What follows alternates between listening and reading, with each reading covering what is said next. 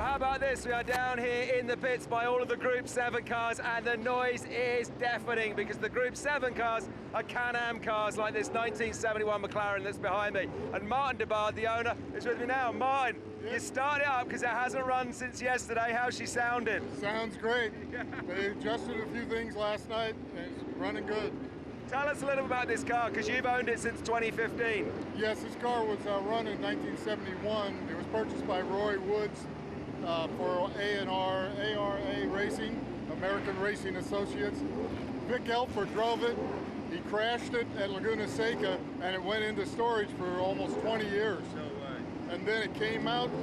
Henry Alexander and Wes McNabe rebuilt the car. Bill Moyer built it for them. Used the original tub, which was wrecked, but he rebuilt it. The left side pod is original, a lot of parts original. The front bulkhead, the dash, a lot of parts. The suspension came back.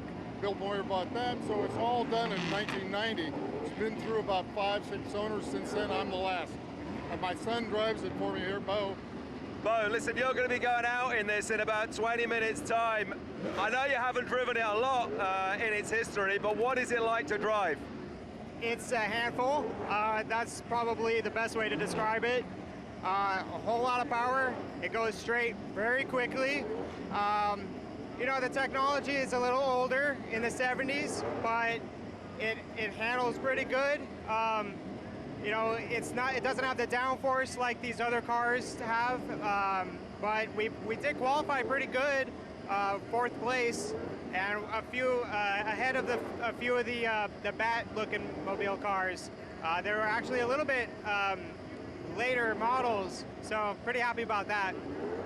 One thing you just said there as well, they don't have the downforce of some of the other cars. When you watch them, I mean, it's like raw power, and it's sort of, you know, you can see it hauling itself down the straight, can't you? Yeah. They're powerful things. George Fulmer said it was like being shot out of a cannon. You know, so. And back in the day, these things were faster than Formula One cars, and in the end, they almost became too powerful. Yes, they did. The Porsches, the 917s, kind of ruined the sport because they had 1,200 horsepower or something. It's just crazy. So, Bbeau, just tell me as well, how does a guy like you, a young man like yourself, end up racing one of these? You've raced other things, I understand, but it all started in karting? I started with karts. I did that for about 5 years. I was, after that, in a NASCAR development team for a couple years. And it just kind of the luck of the draw. The car was up for sale and we were looking for something like that. I haven't driven it really a whole lot since 2015.